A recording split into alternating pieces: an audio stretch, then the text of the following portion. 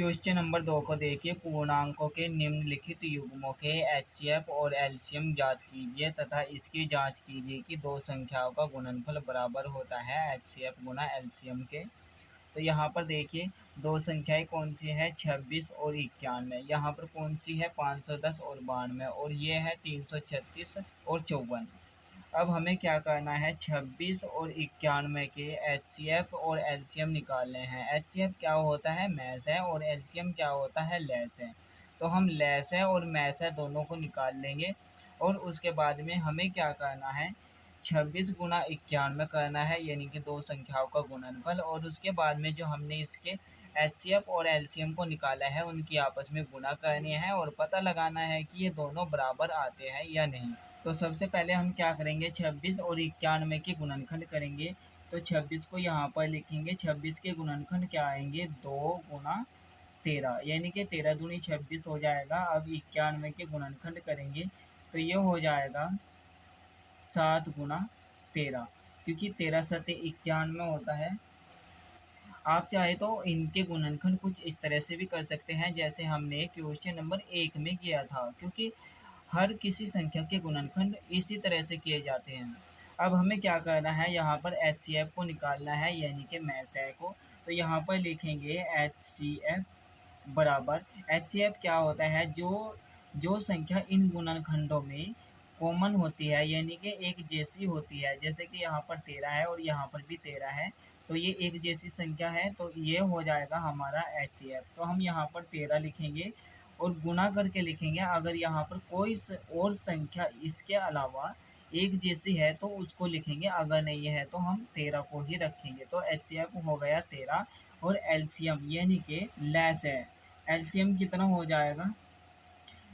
LCM में क्या होता है, हम एचसीएफ को तो लिखते ही हैं, तो एचसीएफ हमारा क्या आया 13 और गुना, यहाँ पर देखिए क्या बचा हुआ है इस एचसीएफ के अलावा, तो इसको हम छोड़ देंगे। यहाँ पर 2 बचा हुआ है तो गुना में 2 लिखेंगे, और यहाँ पर 7 बचा हुआ है तो हम गुना में 7 को भी लिख देंगे। तो ये कितना आएगा, 13 दूनी 26, 26 की गुना 7 से करेंगे तो कितना आएगा, 26 की गुना 7 से करेंगे तो ये हो जाएगा 182। अब हमें क्या करना है, यहाँ पर दो संख्याओं का गुणनफल देखना है और एचसीएफ गुना एलसीएम देखना है कि ये बराबर आता है या नहीं। तो यहाँ पर इसी फॉर्मूले का यूज करेंगे। तो यहाँ पर लिखेंगे संख्याओं का गुणनफल, संख्याओं का गुणनफल बराबर में क्या है, एचसीएफ गुना एलसीएम। संख्याओं का गुणनफल यानी कि कौन कौन सी संख्या है उनकी हम गुना कर देंगे, 26 और 91 की गुना करेंगे, 26 गुना 91 और बराबर एचसीएफ कितना आया हमारा 13 गुना एलसीएम कितना आया 182। हम क्या करेंगे, इन दोनों की गुना करेंगे और इन दोनों की गुना करेंगे। 26 और 91 की गुना करते हैं तो क्या आएगा, ये आएगा 2366, और 13 और 182 इन दोनों संख्याओं की गुना करेंगे तो क्या आएगा, जब हम इन दोनों संख्याओं की गुना करेंगे तो ये भी क्या आ जाएगा 2366। तो हमने यहाँ पर क्या कर दी, जांच कर दी। तो यहाँ पर लिखेंगे जांच, यहाँ पर लिख देंगे 510 के गुणनखंड करेंगे। 510 के अगर हम गुणनखंड करें तो क्या आएंगे, ये हो जाएगा 2 तिया 6, 6 पंजे 30। अगर 30 की गुना हम 17 से कर दें तो हमारे पास क्या आएगा, 510 आ जाएगा। इसी तरह से 92 के गुणनखंड करेंगे। इसके गुणनखंड क्या आएंगे, 2 दूनी 4, और 4 की गुना अगर हम 23 से करें तो आ जाएगा 92। अब यहाँ पर देखिए हमें क्या निकालना है, एचसीएफ को। एचसीएफ में हम क्या करते हैं, जो भी इन गुणनखंडों में एक जैसी संख्या है उसको यहाँ पर लिख लेते हैं। तो यहाँ पर देखिए 2 एक जैसा है तो 2 को हम यहाँ पर लिखेंगे। उसके बाद में और संख्याओं को देखते हैं कि एक जैसी है या फिर नहीं। तो यहाँ पर कोई भी ऐसी संख्या नहीं है जो यहाँ पर भी हो और यहाँ पर भी हो। तो एचसीएफ कितना हो गया, 2। अब हम एलसीएम को निकालेंगे, यानी कि लसाअ को। लसाअ में हम क्या करेंगे, एचसीएफ को तो हम रखेंगे ही, और गुना में यहाँ पर जो संख्याएं छूट गई है उनको भी गुना में रखेंगे। तो ये हो जाएगा 3 गुना 5 गुना 17, और यहाँ से क्या बचा, 2 गुना 23, 2 गुना 23। अब हमें इन सभी संख्याओं की गुणा कर देनी है, तो 2 तिया 6, 6 पंजे 30 हो जाएगा, 30 दूनी 60, 60 की गुणा 17 से करेंगे, 60 की गुणा 17 से करेंगे तो हमारे पास आएगा 1020। और जब हम 1020 की गुणा 23 से करेंगे तो क्या आ जाएगा, ये आएगा 23,460, 23,460। अब हमें यहाँ पर ये फॉर्मूला लगाना है, यानी कि जांच करनी है, तो हम यहाँ पर लिखेंगे जांच और यहाँ पर लिख देंगे संख्याओं का गुणनफल, संख्याओं का गुणनफल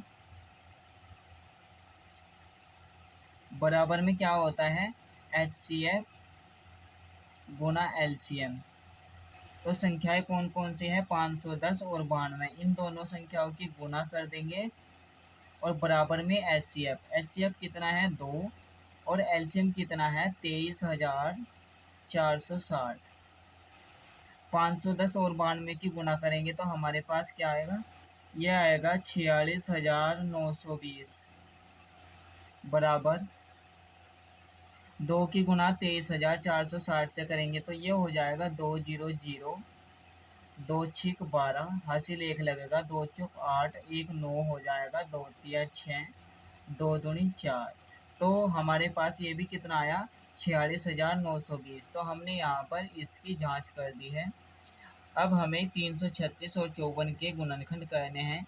336 के गुणनखंड करेंगे, जब हम 336 के गुणनखंड करेंगे तो हमारे पास 2 4 बार आएगा गुणा में, यानी 2 गुना 2 गुना 2 गुना 2, और इसके बाद आएगा 3 गुना 7।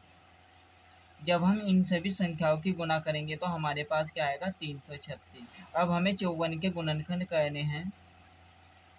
54 के गुणनखंड करेंगे, 2 तिया 6, 6 तिया 18, 18 तिया 54। अब हमें यहाँ से ऐसी संख्याओं को ढूंढना है जो एक जैसी हो, तो वो क्या आएगा हमारे पास, HCF यानी कि मैच है। तो यहाँ पर देखिए 2 एक जैसा है तो हम 2 को लिखेंगे। अब देखिए 3 भी एक जैसा है तो हम इसको भी लिख लेंगे गुणा में, तो ये हो जाएगा 6, यानी कि HCF आ गया 6। अब हम LCM को निकालेंगे।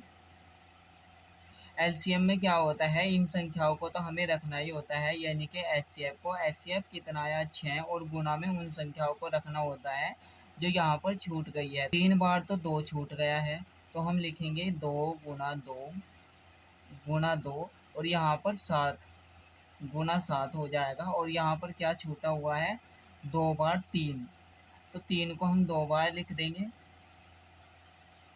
अब हम इन सभी संख्याओं की गुणा करेंगे तो क्या आएगा, 6 दूनी 12, 12 दूनी 24, 24 दूनी 48, 48 की गुणा 7 से करेंगे।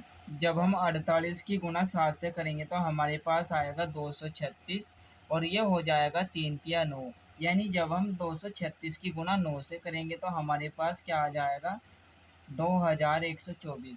तो यहाँ पर लिखेंगे 2124। अब हमें जांच करनी है, यहाँ पर आपको लिखना है संख्याओं का गुणनफल बराबर HCF गुना LCM। तो हमारे पास संख्याएं कौन कौन सी है, 336 और 54। तो हम इन दोनों की गुना कर देंगे, 336 गुना 54 हो जाएगा, और बराबर में क्या लिखना है, HCF गुना LCM। HCF कितना आया 6 गुना, और LCM कितना आया 2124। अब हमें इन दोनों की गुणा करनी है 336 की 54 से। जब हम 336 की गुणा 54 से करेंगे तो हमारे पास आएगा 18,144, 18,144। और जब हम 6 की गुणा 2124 से करेंगे तब भी हमारे पास क्या आएगा, 18,144 ही आएगा। यहाँ से दोबारा देखिए, 6 दूनी 12, 12 दूनी 24, 24 दूनी 48, और जब हम 48 की गुणा 7 से करेंगे तो हमारे पास आएगा 336, और ये हो जाएगा 3 तिया 9। 336 की गुणा जब हम 9 से करेंगे तो हमारे पास आएगा 3024, तो ये हो जाएगा 3024।